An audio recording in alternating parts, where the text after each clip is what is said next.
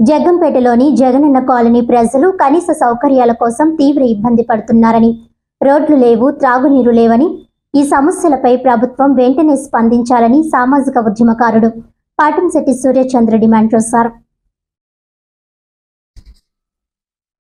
జగ్గంపేటలోని జగనన్న కాలనీలో మొత్తం 2900 మందికి గృహ స్థలాలు ఇచ్చిన గత ప్రభుత్వంపై ప్రజలు మంచి అభిప్రాయం వ్యక్తం చేసినా ఇప్పుడు ఎదురవుతున్న సమస్యలతో వారికి తీవ్ర నిరాశ ఎదురవుతోంది.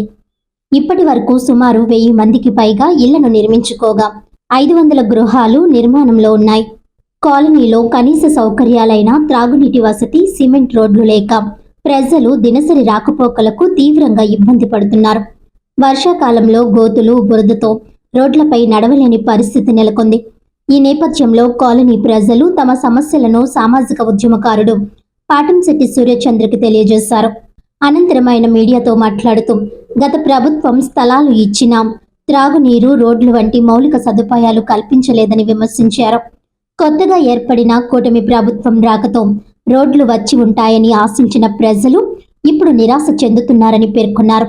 ఇప్పటికైనా పాలకులు, అధికారులు స్పందించి తక్షణమే జాగ్రత్తలు తీసుకోవాలని, సిమెంట్ రోడ్ల నిర్మాణం ఆలస్యమైతే కనీసం రాకపోకలకు సహకరించేలా క్వారీ డస్ట్ వేయాలని, త్రాగునీటి సదుపాయం కల్పించాలని పాటంశెట్టి సూర్యచంద్ర ప్రభుత్వాన్ని కోరారు.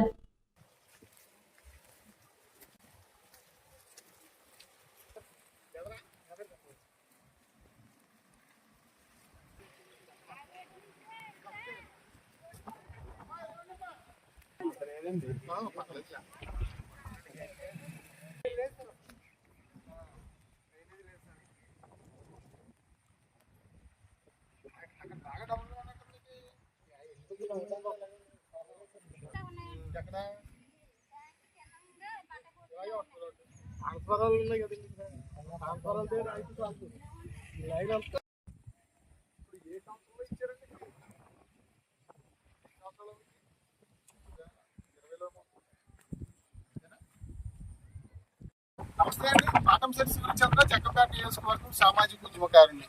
జగ్గంపేట నియోజకవర్గంలో అతిపెద్ద కాలనీ జగనన్న కాలనీ, మన కొత్తగా నిర్మించిన కాలనీ జగ్గంపేటలో 2900 మందికి ఇళ్ల స్థలాలు ఇచ్చి ప్రతి ఒక్కరికి కూడా ఇక్కడ ఆదర్శంగా నిర్మిస్తామని చెప్పేసి గత ప్రభుత్వం ఇక్కడ ఏర్పాటు చేయడం జరిగింది. జగనన్న కాలనీ ఇక్కడ జగ్గంపేటకి దగ్గరలోనే ఈ కాలనీ. ఇప్పుడు కాలనీ చూడడానికి రావడం జరిగింది. ఈ ప్రజలందరూ కూడా కోరారు, ఒకసారి వచ్చి మా పరిస్థితులు చూడండి అన్న అని చెప్పేసి కోరితే ఇక్కడికి వచ్చి చూడడం జరిగింది.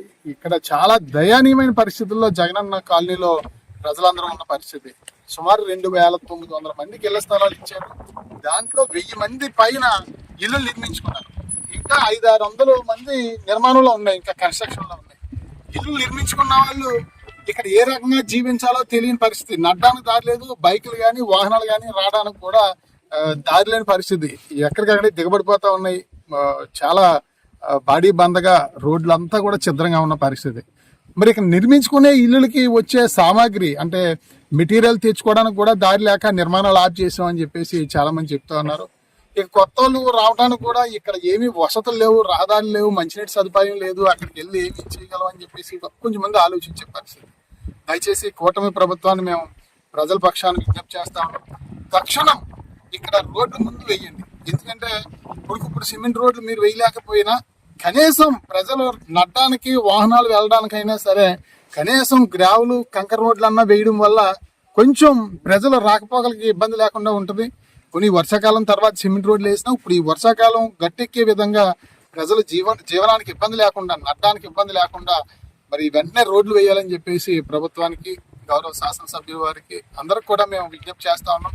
ఇప్పుడు మేము చూస్తుండగానే బండి మీద ఒక కుటుంబం పడిపోయిన పరిస్థితి, అంటే జారిపోతా ఉన్నాయి. అసలు నడ్డానికి కూడా దారి లేని పరిస్థితుల్లో జగనన్న కాలనీ ఉంది. అదే రకంగా ఇక్కడ మంచినీళ్ళ ట్యాంక్ కూడా నిర్మించి అలా వదిలేస్తారు, అంతే, ఇంకా పూర్తిగా చేయని పరిస్థితి. ప్రతి ఇంటికి కూడా మంచినీళ్ళ కనెక్షన్ ఇస్తామని చెప్పి అన్నారు. ఎక్కడ మంచినీళ్ళ సమస్య కూడా ఎక్కువగానే ఉందని చెప్పి చెప్తా ఉన్నారు. ఎందుకంటే కొత్తగా ఇల్లులు కట్టుకునే వాళ్ళు కూడా నీళ్ళు అవసరం ఉంటుంది. అదే రకంగా తాగడానికి ప్రజలకి నిత్యావసరం మంచినీళ్ళు కూడా ఇబ్బందికరంగానే ఉందని చెప్పేసి అంటా ఉన్నారు. కాబట్టి జగనన్న కాలనీ మీద కూటమి ప్రభుత్వం దృష్టి పెట్టాలి. ఎందుకంటే ఇది జగన్మోహన్ రెడ్డి గారు కట్టిన కాలనీ కదా, మనం ఎందుకు దీని మీద దృష్టి పెట్టాలి, మనకు తొందర ఏముందని అనుకోవద్దు. ఎందుకంటే ఇక్కడ 2,900 మంది ప్రజలు ఇక్కడ స్థలాలు ఇవ్వడం జరిగింది. సుమారు 1000 మంది అంటే 1000 ఇంటూ 4-5 అంటే దగ్గర 4-5 వేల మంది ఇక్కడ ఉన్నారు, 1000 కుటుంబాలు అంటే. కాబట్టి వీళ్ళందరూ కూడా మీకు ఓట్లు వేశారు. అందరూ కూడా మనకి ప్రజలే కాబట్టి, మన వాళ్ళే కాబట్టి దయచేసి ఇది జగనన్న కాలనీ అనే పేరు మీరు ఉద్దేశంగా తీసుకోకుండా ఇక్కడ అభివృద్ధి చేయాలని చెప్పేసి గౌరవ శాసనసభ్యుల వారికి నేను విజ్ఞప్తి చేస్తాను. ముందు ఒకసారి వచ్చి చూడండి అని చెప్పేసి నేను ఎమ్మెల్యే గారిని, ఎంపీ గారిని కూడా ఈ సందర్భంగా నేను కోరుతా ఉన్నాను. ఎందుకంటే ఇక్కడ చాలా ఒకసారి చూస్తే ఇంత దారుణంగా ఉందా మన నియోజకవర్గంలో పరిస్థితి అన్నట్టు ఉంది. కనీసం నడ్డానికి వీళ్ళు మట్టి రోడ్డు, గ్రావెల్ రోడ్డు, కంకర రోడ్డు అన్న ఏం మహాప్రభు అని చెప్పేసి అడుగుతా ఉన్నారు. దయచేసి అధికారులు, పాలకులు వచ్చి జగనన్న కాలనీలో ఉన్న దుస్థితిని చూసి మీరు ఇక్కడ ఏం చేయాలనేది తక్షణ సహకారం చేయాలని చెప్పేసి ప్రభుత్వానికి బాధిత ప్రజలందరి తరఫున, జగనన్న కాలనీ ప్రజలందరి తరఫున కూడా విజ్ఞప్తి చేస్తా ఉన్నాం.